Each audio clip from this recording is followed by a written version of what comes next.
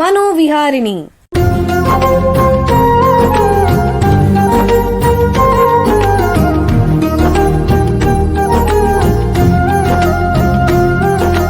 ಬೆಂಗಳೂರಿನ ನಿಮ್ಹಾನ್ಸ್ ವತಿಯಿಂದ ಮಾನಸಿಕ ಆರೋಗ್ಯ ಮತ್ತು ನರವಿಜ್ಞಾನ ಕುರಿತ ಪ್ರಾಯೋಜಿತ ಶಿಕ್ಷಣ ಮಾಲಿಕೆ. ಸಹಯೋಗ ಕರ್ನಾಟಕ ವಿಜ್ಞಾನ ಮತ್ತು ತಂತ್ರಜ್ಞಾನ ಅಕಾಡೆಮಿ, ವಿಜ್ಞಾನ ಮತ್ತು ತಂತ್ರಜ್ಞಾನ ಇಲಾಖೆ, ಕರ್ನಾಟಕ ಸರ್ಕಾರ. ಕೇಳಿ ಮಾನಸಿಕ ಆರೋಗ್ಯ ಮತ್ತು ನರವಿಜ್ಞಾನ ಕುರಿತ ಮಾಲಿಕೆ ಮನೋವಿಹಾರಿಣಿ. ನಮಸ್ಕಾರ ಶ್ರೋತೃಗಳೇ, ನಿಮಗೆಲ್ಲರಿಗೂ ಮನೋವಿಹಾರಿಣಿಯ ಶಿಕ್ಷಣ ಮಾಲಿಕೆಯ ಈ ಸಂಚಿಕೆಗೆ ಆತ್ಮೀಯ ಸ್ವಾಗತ. ಹಿಂದಿನ ಸಂಚಿಕೆಯಲ್ಲಿ ನ್ಯೂರಲಾಜಿಕಲ್ ಡಿಸಾರ್ಡರ್ಸ್ ಅಥವಾ ನರಮಂಡಲದ ಅಸ್ವಸ್ಥತೆಗಳಲ್ಲಿ ಒಂದಾದ ಎಪಿಲೆಪ್ಸಿ ಬಗ್ಗೆ ಪರಿಚಯ ಮಾಡ್ಕೊಂಡ್ವಿ. ಏನೇನು ತಿಳ್ಕೊಂಡ್ವಿ ಅಂತ ಸ್ವಲ್ಪ ಜ್ಞಾಪಿಸ್ಕೊಳ್ಳೋಣ. ಮೊದಲಿಗೆ ಎಪಿಲೆಪ್ಸಿ ಅಂದರೆ ಏನು ಅಂತ ತಿಳ್ಕೊಂಡ್ವಿ. ಇದು ಒಂದು ಸಾಮಾನ್ಯವಾದ ನರಮಂಡಲದ ಕಾಯಿಲೆ. ಇದು ನಮ್ಮ ದೇಶದಲ್ಲಿ ಜನರಲ್ಲಿ ಎಷ್ಟು ಪ್ರಮಾಣದಲ್ಲಿದೆ ಅನ್ನೋದನ್ನು ಕೂಡ ತಜ್ಞರು ತಿಳಿಸಿದರು. ಹಾಗೆಯೇ ಎಪಿಲೆಪ್ಸಿ ಅನ್ನೋದು ಒಂದೇ ರೀತಿ ಇದ್ದಲ್ಲ, ಇದರಲ್ಲಿ ವಿವಿಧ ರೀತಿಗಳಿವೆ. ಅದನ್ನು ಹೇಗೆ ಜನರು ವರ್ಗೀಕರಿಸ್ತಾರೆ ಅನ್ನೋದನ್ನು ಕೂಡ ತಿಳ್ಕೊಂಡ್ವಿ. ಈ ಎಪಿಲೆಪ್ಸಿ ಬರೋದಕ್ಕೆ ಕಾರಣ ಏನು ಅಂತಂದರೆ, ರೋಗಿಯ ಮೆದುಳಿನಲ್ಲಿ ಆಗೋ ಸಮಸ್ಯೆಯಿಂದ, ಅದರಲ್ಲೂ ಮೆದುಳಿನಲ್ಲಿ ಪ್ರವಹಿಸುವಂತಹ ವಿದ್ಯುತ್ನಲ್ಲಿ ಏರುಪೇರಾದರೆ ಅದರಿಂದ ರೋಗ ಲಕ್ಷಣಗಳು ಉಂಟಾಗ್ಬೋದು ಅಂತ ತಜ್ಞರು ಹೇಳಿದರು. ಇದೊಂದು ತಾತ್ಕಾಲಿಕ ಸಮಸ್ಯೆ, ಶಾಶ್ವತವಾದ ಕಾಯಿಲೆ ಇದೆ ಅಂತಲೂ ವೈದ್ಯರು ತಿಳಿಸಿದರು. ಕೆಲವರಲ್ಲಿ ಇನ್ನೊಂದು ಪ್ರಶ್ನೆ ಏನು ಮೂಡ್ಬೋದು ಅಂತಂದರೆ, ಯಾರಿಗಾದರೂ ಅಪಸ್ಮಾರ ಬರ್ಬೋದೇ ಅಥವಾ ಇದು ಆನುವಂಶಿಕವೇ ಅಥವಾ ಒಬ್ಬರಿಂದ ಒಬ್ಬರಿಗೆ ಹರಡುತ್ತದೆಯೇ, ಅಂದರೆ ಅಪಸ್ಮಾರ ಅನ್ನೋ ಸಾಂಕ್ರಾಮಿಕವೇ ಅನ್ನೋದ್ರ ಬಗ್ಗೆ ಕೂಡ ತಿಳ್ಕೊಂಡ್ವಿ. ಎಪಿಲೆಪ್ಸಿ ಇರೋ ರೋಗಿಗಳಲ್ಲಿ ಯಾವ ರೀತಿಯ ಲಕ್ಷಣಗಳು ಇರುತ್ತವೆ ಅಂದರೆ, ಸೆಳೆತ, ಸೀಜರ್ ಅನ್ನೋದು ಹೇಗಿರುತ್ತೆ, ಎಲ್ಲ ರೀತಿಯ ಸೀಜರ್ಗಳು ಒಂದೇ ರೀತಿ ಇರುತ್ತಿದೆಯೇ ಅಥವಾ ಬೇರೆ ಬೇರೆ ರೀತಿ ಇರುತ್ತಿದೆಯೇ ಅನ್ನೋದನ್ನ ಕೂಡ ತಿಳ್ಕೊಂಡ್ವಿ ನಾವು. ವೈದ್ಯಕೀಯ ಮಾಹಿತಿ ಎಷ್ಟು ಮುಖ್ಯನೋ ಎಪಿಲೆಪ್ಸಿ ಬಗ್ಗೆ ಕೆಲವು ಪ್ರಾಕ್ಟಿಕಲ್ ವಿಷಯಗಳನ್ನ ನಿಭಾಯಿಸೋದು ಹೇಗೆ ಅಂತಾನೂ ತಿಳ್ಕೊಬೇಕು. ಅಂದರೆ ನಮಗಾಗಲಿ, ನಮ್ಮ ಎದುರುಗಡೆ ಇರೋ ಯಾರಿಗಾಗಲಿ ಅಥವಾ ನಮಗೆ ತಿಳಿದವ್ರಿಗೆ ಯಾರಿಗಾದರೂ ಈ ಸಮಸ್ಯೆ ಆದರೆ ನಾವೇನು ಮಾಡಬೇಕು, ಅಂದರೆ ಎಪಿಲೆಪ್ಸಿ ರೋಗ ಲಕ್ಷಣಗಳು ಕಾಣಿಸ್ಕೊಂಡ್ರೆ ಅದನ್ನು ನಾವು ಹೇಗೆ ಗುರುತಿಸೋದು, ಹಾಗೆಯೇ ಆಸ್ಪತ್ರೆಯಲ್ಲಿ ವೈದ್ಯರು ಎಪಿಲೆಪ್ಸಿ ರೋಗಿನ ಮತ್ತು ರೋಗವನ್ನು ಹೇಗೆ ಪರೀಕ್ಷೆ ಮಾಡ್ತಾರೆ ಅಂತಲೂ ತಿಳ್ಕೋಬೇಕು. ಈ ನರಮಂಡಲದ ಕಾಯಿಲೆಯ ಕ್ಷೇತ್ರದಲ್ಲಿ ಸುಮಾರು 10 ವರ್ಷಗಳಿಂದ ವೈದ್ಯಕೀಯ ಸೇವೆ ಮತ್ತು ಸಂಶೋಧನೆ ಮಾಡ್ತಾ ಇರೋ ನಿಮ್ಹಾನ್ಸ್ ಸಂಸ್ಥೆಯ ನ್ಯೂರಾಲಜಿ ಅಂದರೆ ನರರೋಗ ವಿಭಾಗದಲ್ಲಿ ಸಹ ಪ್ರಾಧ್ಯಾಪಕರಾಗಿ ಕೆಲಸ ಮಾಡ್ತಾ ಇರುವಂಥ ಡಾಕ್ಟರ್ ಅಜಯ್ ಆಸರಣ್ಣ ಅವರು ನಮ್ಮ ಜೊತೆಗಿದ್ದಾರೆ. ಅವ್ರನ್ನ ಸ್ವಾಗತಿಸೋಣ. ನಮಸ್ಕಾರ ಡಾಕ್ಟರ್ ಅಜಯ್ ಆಸರಣ್ಣ ಅವರೇ. ನಮಸ್ಕಾರ ಸರ್. ನಿಮಗೆ ಈ ಕಾರ್ಯಕ್ರಮಕ್ಕೆ ಸ್ವಾಗತ. ಧನ್ಯವಾದಗಳು ಸರ್. ಡಾಕ್ಟರ್ ಅಜಯ್ ಅವರೇ, ಮೊದಲನೇ ಪ್ರಶ್ನೆ ಈ ಸಂಚಿಕೆಯಲ್ಲಿ ನಿಮಗೇನು ಅಂತಂದರೆ, ಯಾರಿಗಾದರೂ ಎಪಿಲೆಪ್ಸಿ ಅಥವಾ ಸೆಳವು ಬರ್ತಾ ಇದ್ದರೆ ಅದನ್ನು ಹೇಗೆ ಗುರುತಿಸೋದು, ಇದರ ಎಚ್ಚರಿಕೆ ಚಿಹ್ನೆಗಳು ಯಾವುದಾದ್ರು ಇರುತ್ತಿದೆಯೇ, ದಯವಿಟ್ಟು ತಿಳಿಸ್ಕೊಡಿ. ನಾವು ಈ ಹಿಂದಿನ ಸಂಚಿಕೆಯಲ್ಲಿ ಕೆಲವು ವಿಭಿನ್ನ ರೀತಿಯ ಸೆಳೆತಗಳ ಬಗ್ಗೆ ಮಾತನಾಡಿದ್ದೇವೆ.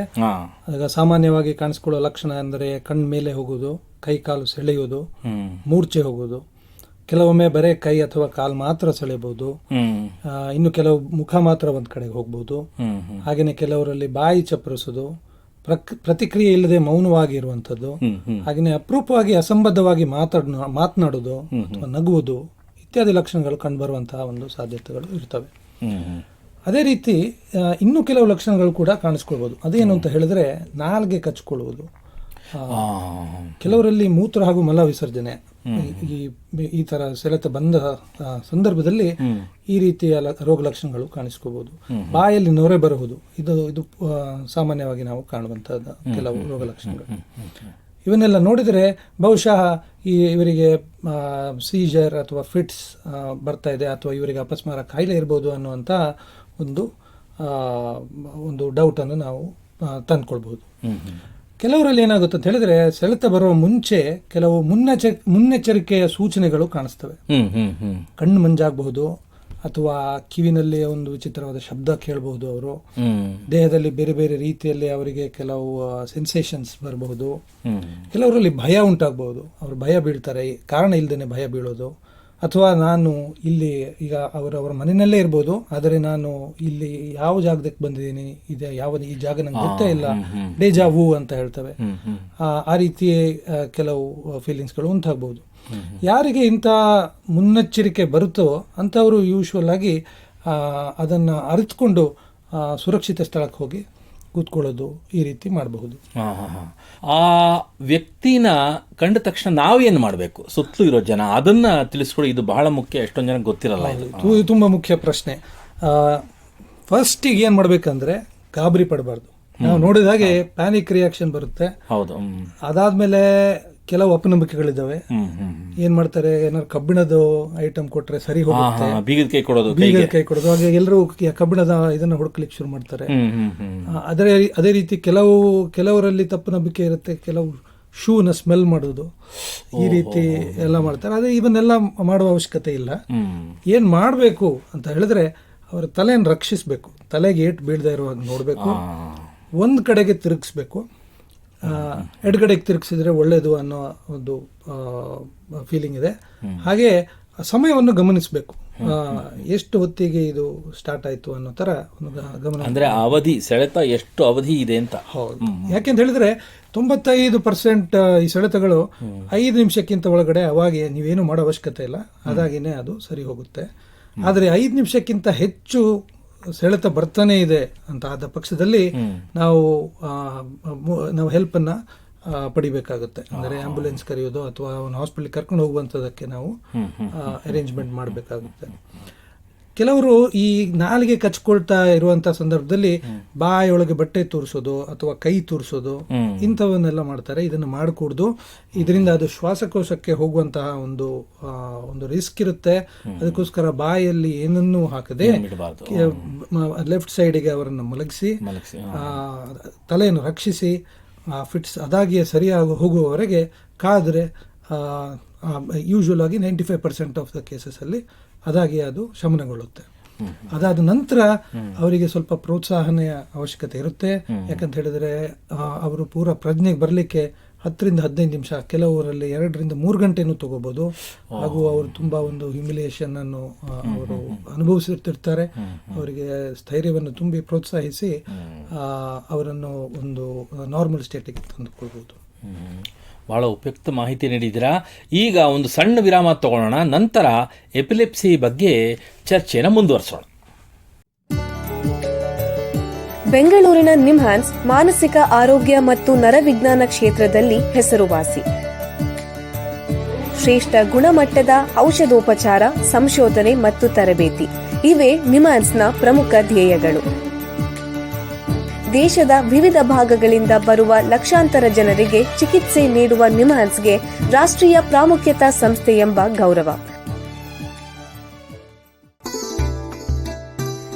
ಚಿಕಿತ್ಸೆ ಮತ್ತು ವೈದ್ಯಕೀಯ ಸೇವೆಗಳ ಜೊತೆಯಲ್ಲಿ ನರರೋಗ ಮತ್ತು ಮನೋವೈದ್ಯಕೀಯ ಪುನರ್ವಸತಿ ಸೇವೆಗಳು, ಸಮುದಾಯ ಮಟ್ಟದ ಆರೋಗ್ಯ ಕಾರ್ಯಕ್ರಮಗಳನ್ನು ನಡೆಸುವುದು ಹಾಗೂ ಜನಜಾಗೃತಿ ಮೂಡಿಸುವ ಕೆಲಸಗಳಲ್ಲಿ ಸಕ್ರಿಯವಾಗಿದೆ ನಿಮ್ಹಾನ್ಸ್.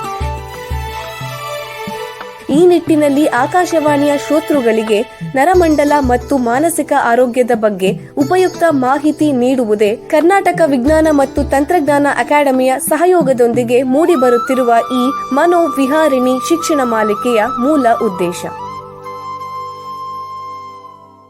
ವಿರಾಮದ ನಂತರ ಮನೋವಿಹಾರಿಣಿಯ ಈ ಸಂಚಿಕೆಗೆ ನಿಮಗೆಲ್ಲರಿಗೂ ಮತ್ತೊಮ್ಮೆ ಸ್ವಾಗತ. ವಿರಾಮಕ್ಕೆ ಮುಂಚೆ ಎಪಿಲೆಪ್ಸಿ ಬಗ್ಗೆ ನಿಮ್ಹಾನ್ಸ್ನ ತಜ್ಞರಾದ ಡಾಕ್ಟರ್ ಅಜಯ್ ಆಸರಣ್ಣ ಅವರ ಹತ್ರ ಮಾತಾಡ್ತಾ ಇದ್ವಿ.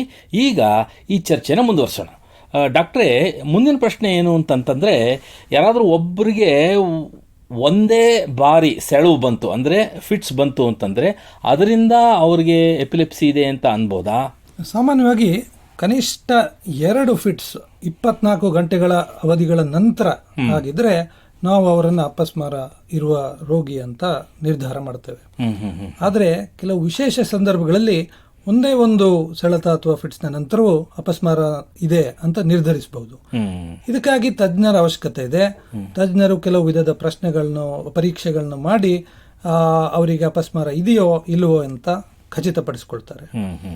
ಸೊ ಈ ಮಾಹಿತಿಯನ್ನು ತಲುಪಿಸುವಾಗ ವಿವರವಾಗಿ ಸಂದರ್ಭೋಚಿತವಾಗಿ ಕ್ರಮಬದ್ಧವಾಗಿ ಏನಾಯಿತು ಎಂಬುದನ್ನು ವಿವರಿಸಿ ವೈದ್ಯರಿಗೆ ತಿಳಿಸಿದರೆ ಇದು ಫಿಟ್ಸ್ ಪದೇ ಪದೇ ಬರುವ ಚಾನ್ಸಸ್ ಇದೆಯಾ, ಯಾರಲ್ಲಿ ಪದೇ ಪದೇ ಬರುವ ಚಾನ್ಸಸ್ ಇದೆಯೋ ಅವರಿಗೆ ನಾವು ಅಪಸ್ಮಾರ ಇದೆ ಅಂತ ಕರಿತೇವೆ.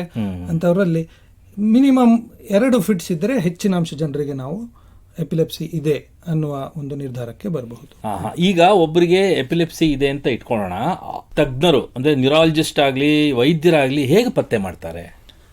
ಈಗ ಅಪಸ್ಮಾರ ಇದೆಯಾ ಇಲ್ವೋ ಅಂತ ನಿರ್ಧರಿಸಕ್ಕೆ ಮೊದಲು ಅದು ಫಿಟ್ಸ್ ಹೌದೋ ಅಲ್ವೋ ಅಂತ ನಾವು ಖಚಿತಪಡಿಸ್ಕೋಬೇಕು. ನಾನು ಹೇಳಿದಾಗೆ ಮುಂಚೆ ಸಿಂಕೋಪಿ ಅಂತ ಹೇಳ್ತೇವೆ. ಅದೇ ರೀತಿ ಬೇರೆ ಬೇರೆ ಬೇರೆ ಕಾರಣಗಳಿಂದನೂ ನಮಗೆ ಮೂರ್ಛೆ ರೋಗವನ್ನು ಹೋಲುವಂತಹ ಬೇರೆ ರೋಗ ಲಕ್ಷಣಗಳು ಇರ್ಬೋದು. ಸೊ ಇದಕ್ಕೋಸ್ಕರ ಕೆಲವು ವೈಜ್ಞಾನಿಕ ಪರೀಕ್ಷೆಗಳು ಬಹಳ ಮುಖ್ಯವಾಗ್ತದೆ. ವಿವರವಾಗಿ ಒಂದು ಇತಿಹಾಸ ಅಂದ್ರೆ ಹಿಸ್ಟ್ರಿ ಅಂತ ಹೇಳ್ತೇವೆ, ಯಾವ ರೀತಿ ಆಯಿತು, ಆರಂಭದ ಸಮಯ, ಫಿಟ್ಸ್ ಹೇಗೆ ಪ್ರಾರಂಭ ಆಯಿತು, ಅದರಿಂದ ಯಾವ ಲಕ್ಷಣಗಳು ಕಂಡು ಬಂತು, ಎಷ್ಟು ಸಮಯ ಇತ್ತು, ಮುಕ್ತಾಯ ಆದ ನಂತರ ಏನ್ ಮಾಡಿದ್ರು, ಇವೆಲ್ಲ ಮಾಹಿತಿಗಳು ನಮಗೆ ಉಪಲಬ್ಧವಿದ್ರೆ ಇದರ ಬಗ್ಗೆ ನಾವು ಹೆಚ್ಚಿನ ಮಾಹಿತಿಯನ್ನು ಪಡಬಹುದು. ಅದರ ಜೊತೆಗೆ ಈಗ ನಾವು ಕೆಲವೊಂದು ಕೇಸಸ್ ಅಲ್ಲಿ CCTV ಮುಖಾಂತರ ಯಾವ ರೀತಿ ಇದು ಬಂತು ಅಂತ ನೋಡಿರುವಂತ ಸಂದರ್ಭಗಳು ಇದಾವೆ. ಅದೇ ರೀತಿ ನಾವು ನಮ್ಮ ಪೇಷಂಟ್ಸ್ಗೆ ಅಥವಾ ಅವರಿಗೆ ಏನು ಹೇಳ್ತೇವೆ ಅಂತ ಹೇಳಿದ್ರೆ, ಯಾವಾಗ ಇವರಿಗೆ ಸೆಳೆತ ಶುರುವಾಗ್ತದೋ ಆವಾಗ ನೀವೊಂದು ವಿಡಿಯೋ ರೆಕಾರ್ಡಿಂಗ್ ಮಾಡಿ ಅಂತ ನಾವು ಹೇಳ್ತೇವೆ. ಅದರಿಂದ ನಮಗೆ ಉಪಯುಕ್ತವಾದ ಮಾಹಿತಿ ಸಿಗ್ತದೆ. ಮೊದಲಿಗೆ ನಾವು ಇದು ಫಿಟ್ಸ್ ಹೌದು ಅಂತ ಖಚಿತಪಡಿಸಿದ ನಂತರ ಅದಕ್ಕೆ ಬೇರೆ ಬೇರೆ ರೀತಿಯ ನಾವು ಟೆಸ್ಟ್ಗಳಿದ್ದಾವೆ, ಅದನ್ನು ನೋಡಿ ಯಾಕಾಗಿ ಬಂತು, ಇದು ಪುನಃ ಬರುವ ಲಕ್ಷಣಗಳು ಎಷ್ಟಿದ್ದಾವೆ ಅಂತ ನಾವು ಖಚಿತವಾಗಿ ಇದೊಂದು ಡಯಾಗ್ನೋಸಿಸ್ಗೆ ಬರಬಹುದು. ಅಂದರೆ ಮೊದಲು ವೈದ್ಯಕೀಯ ದೃಷ್ಟಿಯಿಂದ ನೀವು ಏನೇನು ಪ್ರಶ್ನೆಗಳು ಕೇಳಿಬಿಟ್ಟು ಇದು ಎಪಿಲೆಪ್ಸಿ ಹೌದೋ ಅಲ್ವೋ ಅಂತ ಪತ್ತೆ ಮಾಡ್ತೀರಾ. ಆದರೆ ಇದನ್ನ ದೃಢೀಕರಣಕ್ಕೆ ಖಚಿತಪಡಿಸೋಕ್ಕೆ ಯಾವುದಾದ್ರೂ ಲ್ಯಾಬ್ ಟೆಸ್ಟ್ಗಳು, ಪ್ರಯೋಗಾಲಯದ ಪರೀಕ್ಷೆಗಳಿದೆಯೇ? ಹೌದು, ಖಂಡಿತ ಇದ್ದಾವೆ. ಮುಖ್ಯವಾಗಿ ನಾವು ಕೆಲವು ಮಿದುಳಿಗೆ ಸಂಬಂಧಪಟ್ಟ ಪ್ರಾಬ್ಲಮ್ಗಳನ್ನು ನೋಡ್ಲಿಕ್ಕೋಸ್ಕರ ಈ CT ಸ್ಕ್ಯಾನ್ ಅಥವಾ MRI ಈ 2 ಟೆಸ್ಟ್ಗಳನ್ನು ನಾವು ಮಾಡಿ ನೋಡ್ತೇವೆ. 2 ಟೆಸ್ಟ್ಗಳನ್ನ ಮಾಡೋದು CT ಸ್ಕ್ಯಾನ್ ಅಥವಾ MRI ಅನ್ನು ಮಾಡಿ ನೋಡ್ತೇವೆ. ಹಾಗೆ ಎಲೆಕ್ಟ್ರೋಎನ್ಕೆಫಲೋಗ್ರಫಿ EEG ಅನ್ನುವಂತ ಒಂದು ಟೆಸ್ಟ್ ಇರ್ತದೆ. ಅದು ಮೆದುಳಿನ ವಿದ್ಯುತ್ ಪ್ರವಾಹವನ್ನು ಮೆಜರ್ ಮಾಡುವಂತಹ ಒಂದು ಟೆಸ್ಟ್. ಅದರ ಮುಖಾಂತರ ನಾವು ಇವರಲ್ಲಿ ಫಿಟ್ಸ್ ಬರುವ ಲಕ್ಷಣಗಳ ಚಾನ್ಸಸ್ ಇದೆಯೇ ಅನ್ನೋದನ್ನು ನಾವು ನೋಡ್ತೇವೆ. ಕೆಲವು ಸಂದರ್ಭದಲ್ಲಿ ಈ EEG ಜೊತೆಗೆ ವಿಡಿಯೋವನ್ನು ಕೂಡಿಸಿ ವಿಡಿಯೋ EEG ಎಂದು ಹೆಚ್ಚು ಕಾಲ ನಾವು ನಿರಂತರ ರೆಕಾರ್ಡಿಂಗ್ ನಡೆಸಿ ಇವರಿಗೆ ಯಾವ ರೀತಿಯ ಎಪಿಲೆಪ್ಸಿ ಇದೆ ಅಥವಾ ಎಪಿಲೆಪ್ಸಿ ಇದೆಯೋ ಅಂತ ನಾವು ಹಂತವಾಗಿ ಸಂಬಂಧಿತ ಪರೀಕ್ಷೆಗಳನ್ನ ಮಾಡಿ ಒಂದು ದೃಢೀಕರಣ ಮಾಡಿಕೊಳ್ತೇವೆ. ರಕ್ತ ಪರೀಕ್ಷೆಗಳು ಬಹಳ ಮುಖ್ಯವಾಗ್ತವೆ. ಶುಗರ್ ಟೆಸ್ಟ್ಗಳು, ಸೋಡಿಯಂ ಟೆಸ್ಟ್, ಕ್ಯಾಲ್ಸಿಯಂ ಟೆಸ್ಟ್, ಇಂಥ ಟೆಸ್ಟ್ಗಳು ನಮಗೆ ಯಾವುದಾದ್ರು ಪೋಷಕಾಂಶದ ಕಡಿಮೆ ಆಗಿದೆಯಾ ರಕ್ತದಲ್ಲಿ, ಇವುಗಳನ್ನ ನೋಡಿಕೊಂಡು ನಾವು ಎಪಿಲೆಪ್ಸಿ ಹಾಗೂ ಅದರ ಕಾರಣಗಳನ್ನು ದೃಢೀಕರಣ ಪಡಿಸ್ಕೊಳ್ತೇವೆ. ಈಗ ಸೀಜರ್ ಸೆಳೆತ ಇರೋ ವ್ಯಕ್ತಿ ಇತರರಂತೆ ಸಾಮಾನ್ಯವಾಗಿ ಜೀವನ ನಡೆಸಬಹುದೇ? ಮುಖ್ಯವಾಗಿ ಎಪಿಲೆಪ್ಸಿ ಇರೋ ವ್ಯಕ್ತಿಗಳು ವಿದ್ಯಾಭ್ಯಾಸ ಮಾಡ್ಬೋದೇ, ಅವ್ರ ಮದುವೆ ಆಗ್ಬೋದೇ?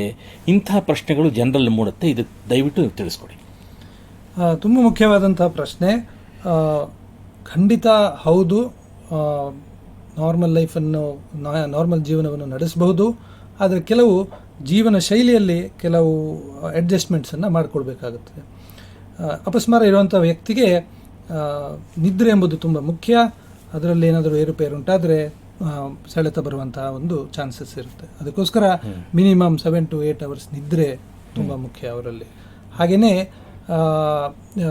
ಕರೆಕ್ಟ್ ಸಮಯಕ್ಕೆ ಅವರು ಮೆಡಿಸಿನ್ ತಗೊಂಡ್ರೆ ಸಂಪೂರ್ಣವಾಗಿ ನಿಯಂತ್ರಣ ಪಡಿಸಿ ವಿದ್ಯಾಭ್ಯಾಸವನ್ನು ಕಂಪ್ಲೀಟ್ ಮಾಡಿರುವಂತಹ ಅನೇಕ ನಮ್ಮಲ್ಲಿ ಅಂತಹ ಪೇಷಂಟ್ಸ್ಗಳು ನಮ್ಮಲ್ಲಿದ್ದಾರೆ.